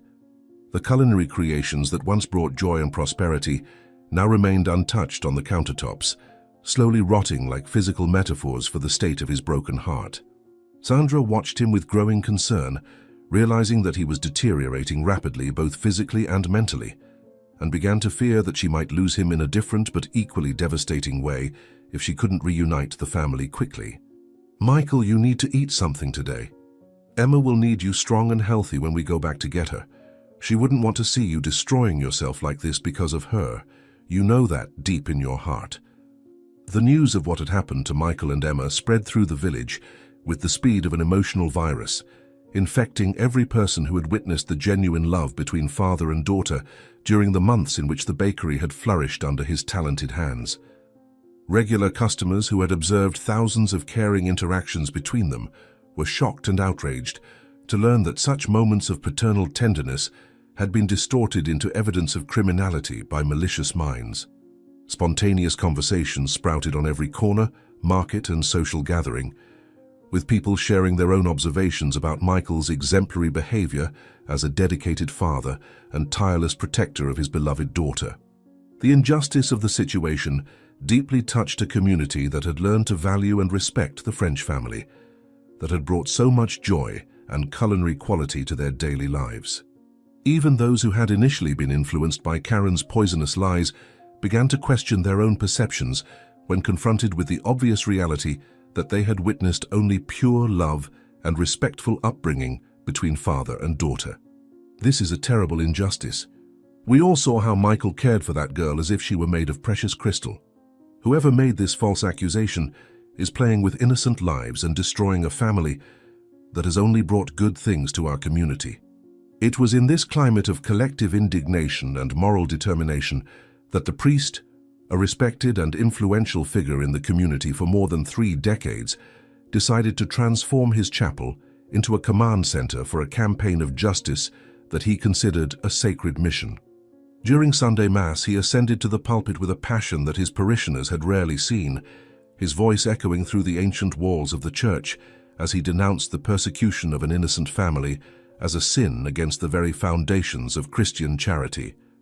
He reminded the congregation of the biblical words about protecting foreigners and helping those in need, explaining that Michael and Emma were exactly the kind of people that Jesus had taught his followers to welcome with unconditional love. His words inflamed the hearts of men and women who were already inclined to help, transforming diffuse feelings of sympathy into an organized determination to fight against the injustice that had befallen their community. After Mass, volunteers spontaneously offered to help in any capacity needed, from fundraising to written testimonies that could be used in Michael's legal defense. My dear brothers and sisters, when an innocent family is attacked by lies and prejudice, we are all diminished as a Christian community. We cannot allow evil to triumph over good, while we have strength in our bodies and faith in our hearts to fight for divine justice. The community mobilization that followed was impressive in its scale and intensity. as if the entire village had awakened from a complacent dream to confront an injustice that threatened the very values they considered fundamental to their collective identity. Sandra, energized by the massive demonstration of support, assumed a leadership role that she had never imagined for herself, coordinating efforts on multiple fronts while fighting against the clock to save the family that had become as precious to her as her own life. She organized signature collection sessions that attracted hundreds of people, willing to publicly attest to Michael's exemplary character and the obviously loving nature of his relationship with Emma. Each signature was accompanied by detailed written testimonies describing specific interactions that people had witnessed, creating a massive archive of evidence about the reality that completely contradicted the malicious allegations that had resulted in the family's separation. Local merchants offered to provide free supplies for the campaign, from paper and pens to food for the volunteers, who worked long hours organizing the community response. Never in my life have I seen our village unite like this for a cause. It's as if everyone realized that if we don't fight for Michael and Emma now, any one of us could be the next to be attacked by lies and destructive jealousy. This is a war between truth and lies, between love and hate. Parallel to the community mobilization efforts, Sandra made the painful but necessary decision to sell again everything she had managed to purchase during the prosperous months of the renovated bakery, sacrificing once more her financial security to pay for the fees of the best lawyers she could find. The new kitchen equipment, premium utensils, even some of the family jewelry she had managed to buy back, everything was liquidated to generate funds that could sustain an adequate legal defense against accusations she knew were completely fabricated. The lawyer she hired was a man experienced in child custody cases who was impressed with the quantity and quality of supporting evidence that the community had gathered in record time. He explained that although they had a solid basis to contest the accusations, the legal system was notoriously slow and conservative when it came to cases involving minors, especially when foreigners were involved, which meant that even with clear evidence of innocence, the process could take months to be completely resolved. During this time, Michael would remain under suspicion, and Emma would continue to be traumatized by the forced separation, a reality that made Sandra realize they were fighting not just against false accusations, but against a system that prioritized excessive caution over swift justice. "Doctor, I understand that the system needs to protect children, but what about when the system itself is causing the trauma it should be preventing? Each day that Emma spends away from her father is a day of unnecessary suffering caused by the lies of an evil person." The weeks that followed were an emotional roller coaster of raised hopes and frustrated expectations, as the legal bureaucracy slowly processed the massive evidence that had been presented in Michael's defense. Each preliminary hearing brought new developments that sometimes seemed favorable, and other times threatened to further complicate the situation, creating a state of constant anxiety that wore down the nerves of everyone involved in the defense campaign. Michael, who had gradually recovered some capacity for basic communication, due to Sandra's persistent care and the moral support of the community, lived each day as if he were walking on a tightrope over an abyss, knowing that an unfavorable judicial decision could not only keep his daughter away from him, but also result in his deportation and permanent separation from everything that remained of his life. Emma, who was allowed to make supervised phone calls twice a week, spoke with an increasingly weak and distant voice, reporting constant nightmares and food refusal that worried even the staff at the foster home, who had seen many traumatized children throughout their careers. "Daddy, when are you coming to get me? I dreamed we were making bread together again, but when I woke up I was in this cold place and the other children were crying. I don't know how to be happy anymore without you here with me." The turning point came when the lawyer secured a special hearing where it would be permitted to present live witnesses who could speak directly to the judge about their personal observations of the family. The priest's church was packed the night before the hearing, with hundreds of people gathering for a prayer vigil that lasted until dawn, each individual contributing their own divine pleas for justice to prevail over lies and prejudice. Sandra spoke to the crowd with a passion that surprised even herself, her voice carrying all the pain, hope, and determination she had accumulated during weeks of tireless struggle for the reunification of a family that she considered her own moral responsibility. She reminded the community how Michael and Emma had arrived as desperate strangers and had become beloved pillars of the village's social and economic life, proving that sometimes the greatest blessings come disguised as apparent needs. Michael, still fragile but strengthened by the love shown by so many people he barely knew a few months before, managed to find words to express his gratitude for the extended family he had discovered in a place where he had expected to find only temporary shelter. "My dear friends, you have taught me that family is not just blood but also heart. If Emma and I manage to stay together, it will be because you proved that love can overcome even the cruelest lies. Regardless of what happens tomorrow, you have already given us the greatest gift, proof that genuine kindness still exists in this world." The day of the final hearing dawned with a grey sky that mirrored the emotional tension of everyone involved in the struggle for family reunification. The courtroom was packed beyond capacity, with people standing in the corridors and squeezing into every available space to witness a moment that everyone perceived as definitive for justice in their community. Michael entered the courtroom wearing the only suit he owned, borrowed from one of the local merchants, his hands trembling slightly, but his upright posture demonstrating a dignity that no false accusation could completely destroy. Sandra sat in the first row, surrounded by dozens of supporters who had become her extended family during the weeks of struggle, all united by a common determination to see truth triumph over lies. The lawyer methodically presented the evidence that had been collected. Hundreds of written testimonies, photographs of happy moments between father and daughter, reports from Emma's school teachers attesting to her normal and healthy behavior, and statements from mental health professionals who had examined both Michael and Emma and found no evidence of trauma or inappropriate behavior. Each piece of evidence built an irrefutable picture of a loving and normal family that had been unjustly attacked for malicious motives. Your Honor, the evidence presented clearly demonstrates that we are looking at an exemplary family that was the victim of fabricated accusations. The very amount of community support they have received is a powerful testimony about who they really are as people. The most emotional moment of the hearing came when the judge allowed several people from the community to speak directly about their personal observations of the family. The vegetable merchant, who had been one of the first to reject Sandra during the difficult days, took the stand with tears in his eyes to ask forgiveness for having judged wrongly and to testify about the positive transformation that Michael had brought to the entire community. Emma's teacher spoke about an intelligent, well-adjusted and clearly loved child who had never shown signs of fear or trauma related to her father, and who in fact spoke of him with obvious adoration whenever she had the opportunity.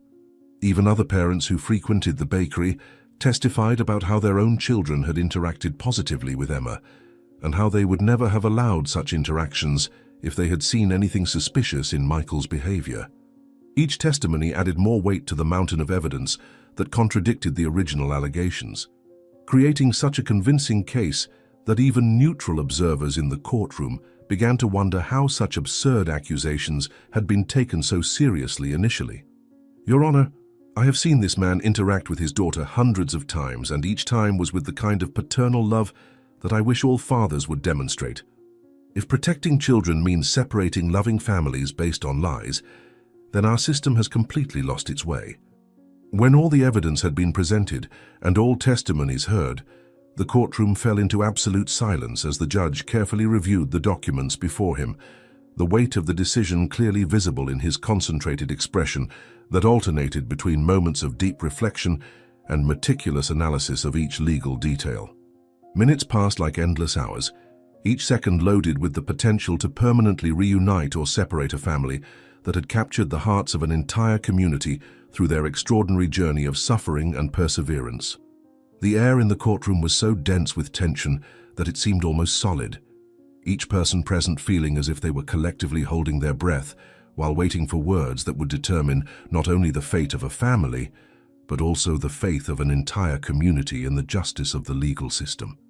Michael closed his eyes and said a silent prayer, not just for the reunion with his beloved daughter, but for the spiritual strength to accept whatever outcome fate had prepared for them, his hands trembling slightly as he mentally prepared himself for the devastating possibility of an unfavorable decision Sandra held her breath until her lungs began to ache, her fingers intertwined so tightly that her knuckles were completely white, all her faith and hope concentrated on the desperate belief that justice would prevail over prejudice and lies that had caused so much unnecessary suffering.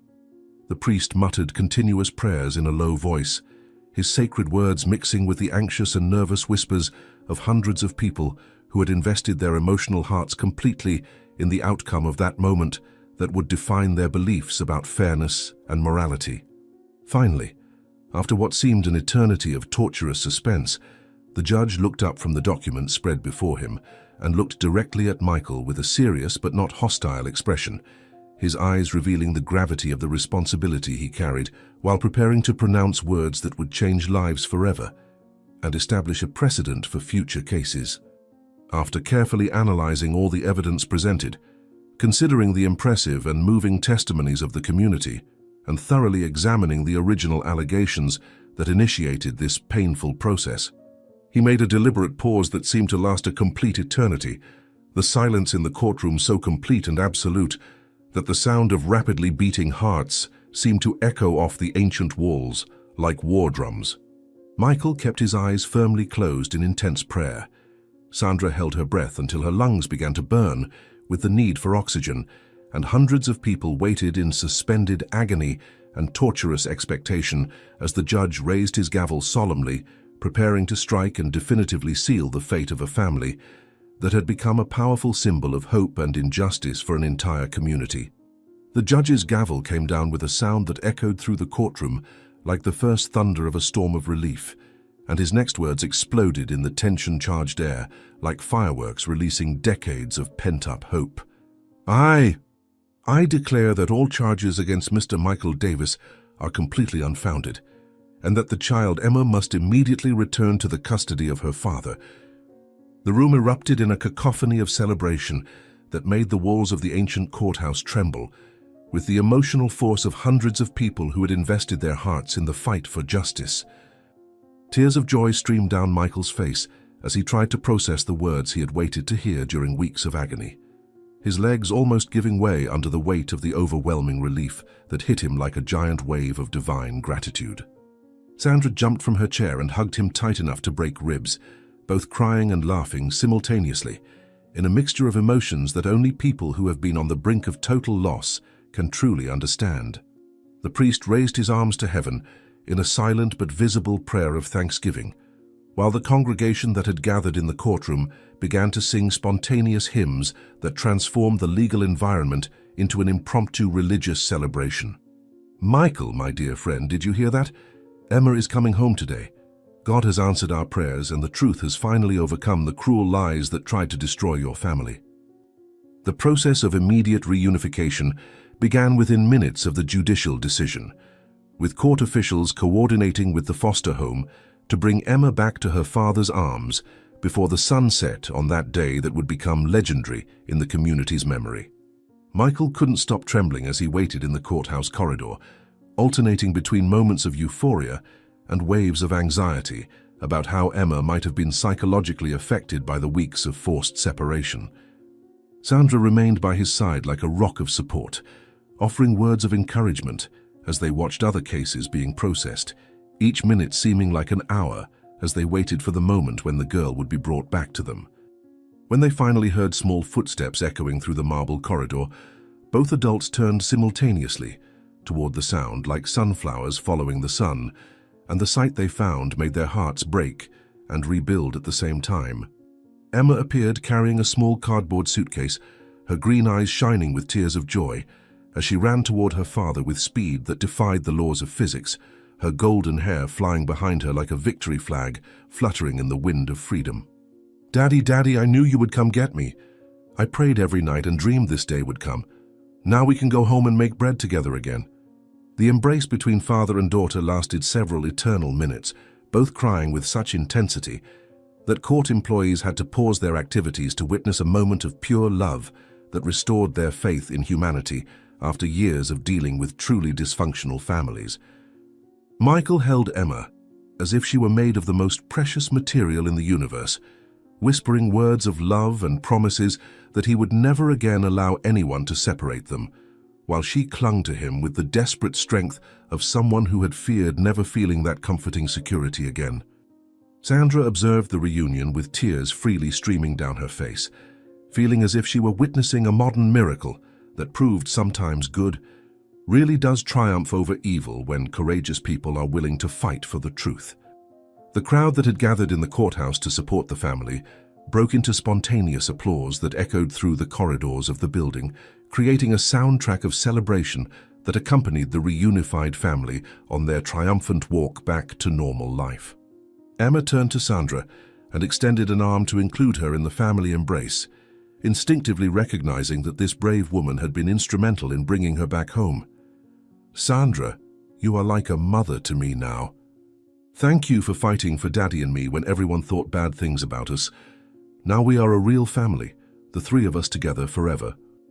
The walk back to the bakery transformed into an impromptu procession of community celebration, with people emerging from their homes and businesses to greet the reunified family and express their joy at the triumph of justice over unjust persecution. Children ran alongside Emma, offering wildflowers they had quickly gathered from nearby gardens, while adults clapped and shouted words of support that echoed through the village streets like a symphony of social validation.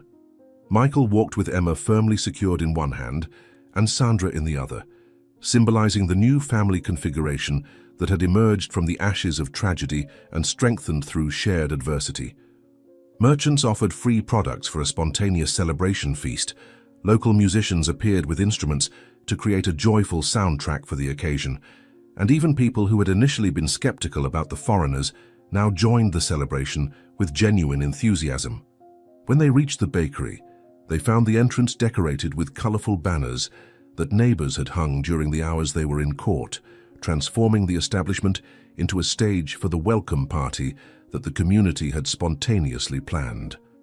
"Look how our village has transformed into a place of love and acceptance. This celebration is not just for our family's reunion, but for the victory of all the values that make a community truly special." In the days following the reunification, the bakery experienced a renaissance that surpassed even its previous successes, as if the ordeal the family had faced had purified and intensified both their talent and the loyalty of their customers.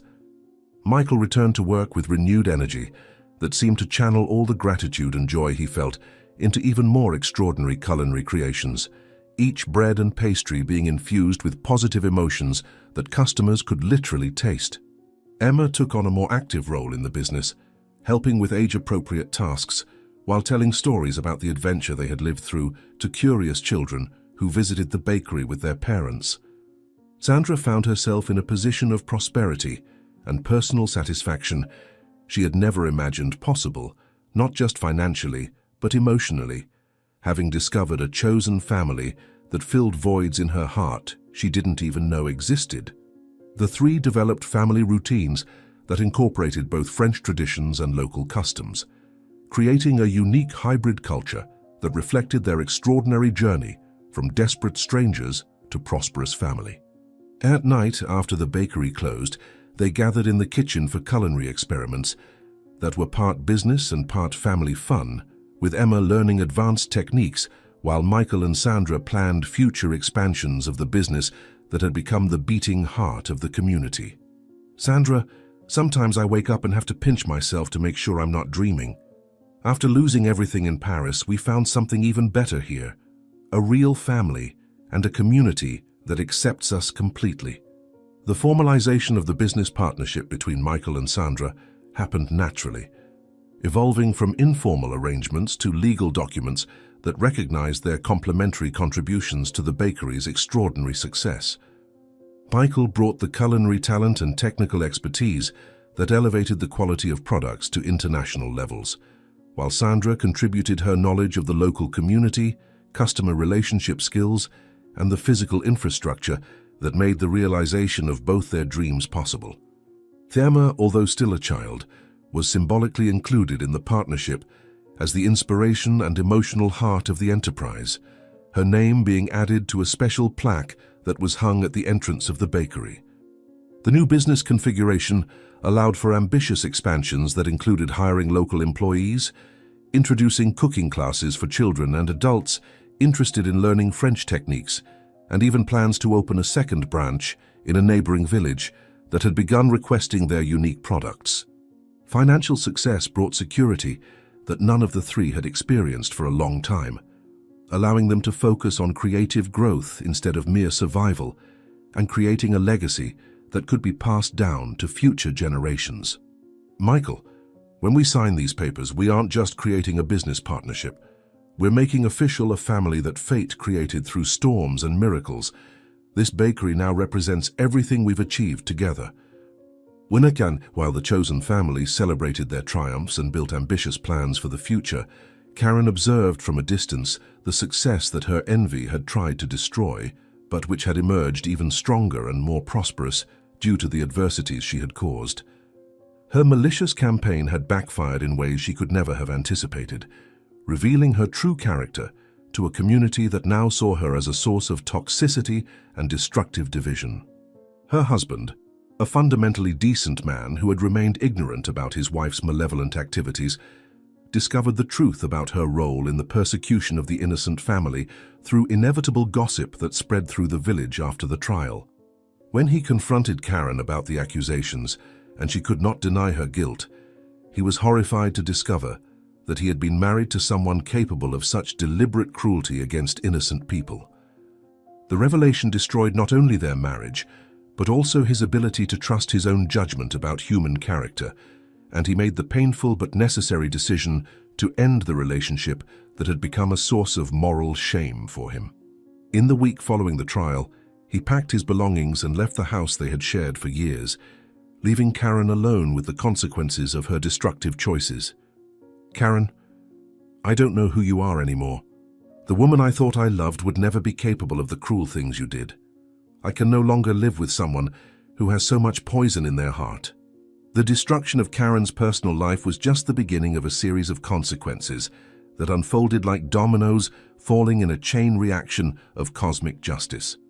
Her business, which heavily depended on social relationships and reputation in the community, began to fail when customers and business partners discovered her role in the unjust persecution of the French family. Suppliers cancelled contracts, customers took their business to competitors, and employees began looking for work elsewhere because they didn't want to be associated with someone who had become a symbol of malice and dishonesty in the community. Her store, which once competed with Sandra's bakery, now stood nearly empty most days, with only a few occasional customers who were unaware of her destroyed reputation or simply had no other options available.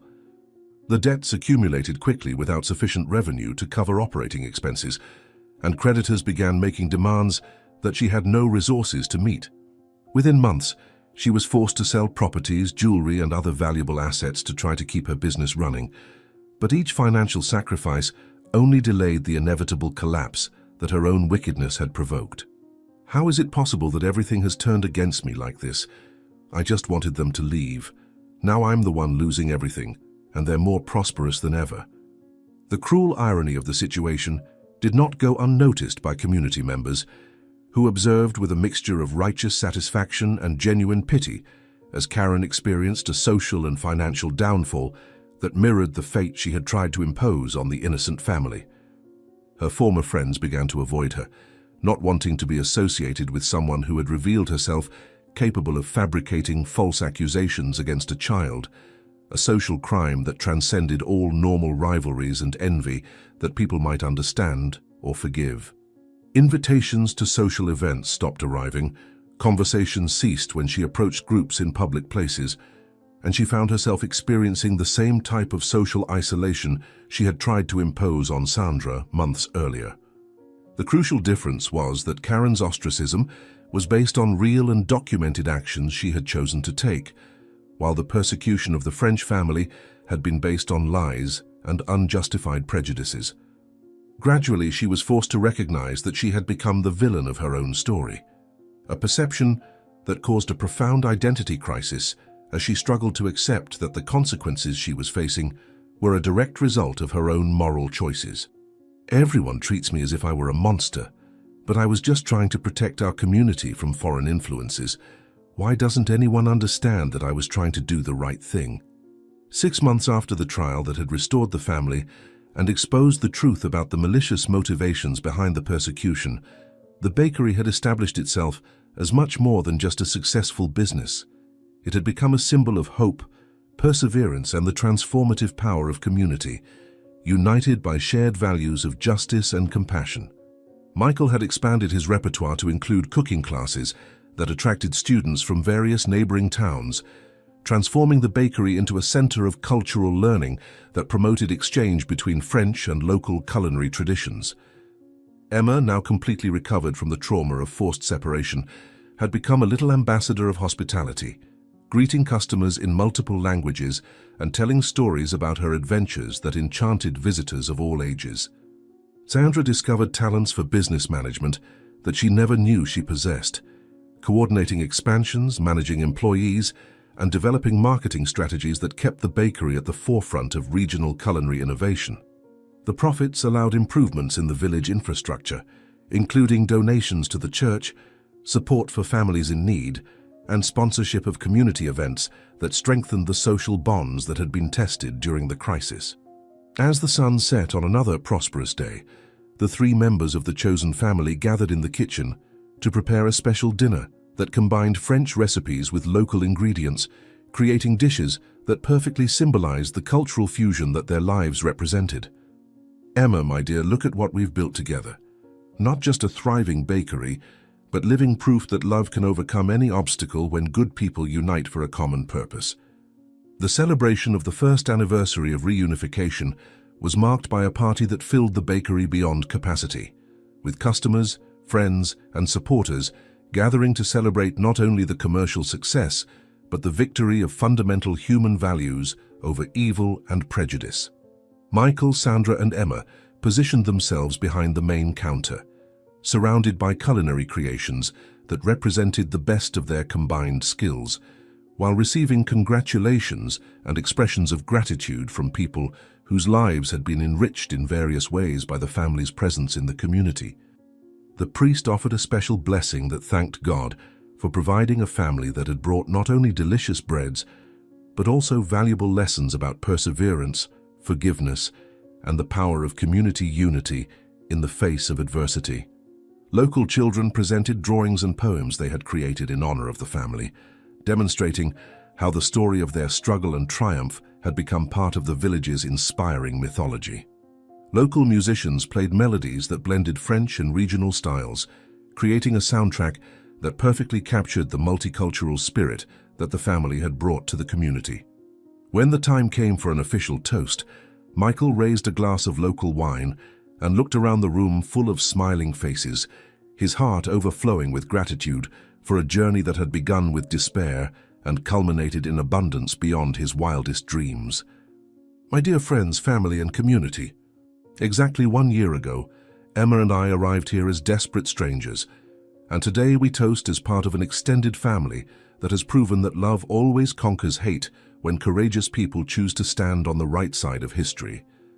Outside the brightly lit and lively bakery, Karen walked slowly down the dark street, her worn clothes and hunched posture contrasting drastically with the proud and envious woman who had orchestrated the campaign against the innocent family a year earlier. She stopped in front of the gleaming window and observed through the glass the scene of family joy and community prosperity that her malicious actions had inadvertently strengthened instead of destroying. Michael was teaching a small child how to decorate a cake, while Emma translated instructions for parents who spoke different languages, and Sandra coordinated the service with the efficiency of someone who had found her true purpose in life. The music, laughter, and aroma of fresh bread created an atmosphere of perfect contentment that made Karen realize with painful clarity all that she had lost through her choices based on envy and hatred. Her own business had failed the previous week, forcing her to move to a small apartment on the outskirts of the village, where she lived alone with her bitter memories and belated regret. Tears streamed down her face as she recognized that she could have been part of that celebration if she had chosen to embrace rather than attack the foreigners who brought so much cultural and economic wealth to the community.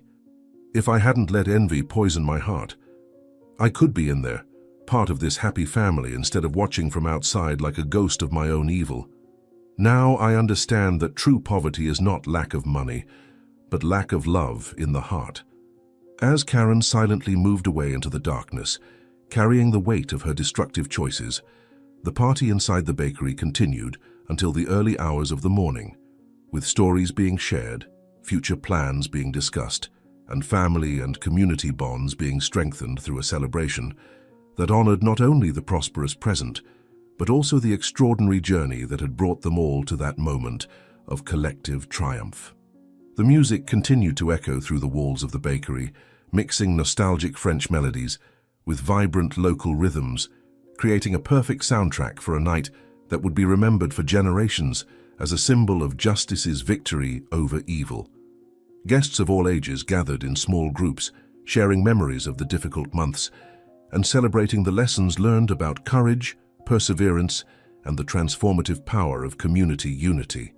The priest circulated among the groups, blessing families and renewing his faith in human goodness that he had witnessed during the campaign for the reunification of the French family. Michael found a private moment with Sandra and Emma to express his deepest gratitude for the family they had become, recognizing that the loss of his previous life in Paris had been necessary to discover something even more valuable: the unconditional love of people who chose to stand by him through the worst adversities. He held both their hands as he watched the last guests savoring his culinary creations, realizing how each recipe now carried memories of struggle and triumph that added unique emotional flavors to each ingredient. His words vibrated with contained emotion as he explained how each day in the bakery had become a prayer of gratitude, materialized in breads and sweets that nourished not just bodies, but also souls in need of hope and beauty. Emma, now a confident and happy child who barely remembered the dark days of fear and uncertainty, spoke about her dreams of becoming a chef like her father and continuing the culinary traditions that had become the heart of their new family identity. Her eyes shined with the precocious wisdom of someone who had faced immeasurable adversities and emerged stronger, more compassionate, and more determined to use her talents to bring joy to the lives of others. She described elaborate plans to expand the bakery's menu, including specialties that would honor both her French heritage and her new local identity, creating culinary bridges between cultures that would perfectly symbolize the integration journey that her family had completed with such success. Sandra reflected on how her impulsive decision to open the door on a stormy night had resulted in the most significant and rewarding adventure of her life, proving that sometimes the greatest blessings come disguised as frightening responsibilities. She looked around the renovated bakery, seeing not just a thriving business, but a living testimony that compassion always generates unexpected returns when offered without expectations of reward. Her memories traveled through the most difficult moments of the journey: the humiliation at the market, the anonymous threats, the despair during the forced separation, and she realized how each trial had strengthened her determination and deepened her capacity to love unconditionally. As the last song played and the final guest said goodbye with warm hugs and promises to return soon, the family of three that fate had united through literal and metaphorical storms embraced in the silent kitchen, their hearts full of peace and their futures shining with unlimited possibilities. Sandra, Emma. When I was a child, my grandmother always said that God never closes a door without opening a larger window. Today I understand that losing everything in Paris was necessary to find you both and discover that true wealth isn't in what we possess, but in who we love and who loves us back. Kindness always triumphs over evil. Now tell me in the comments where you're from and tell me, did you like this story? Then subscribe to the channel, leave your like and check out the next one that's waiting for you here on the screen. I'll see you there.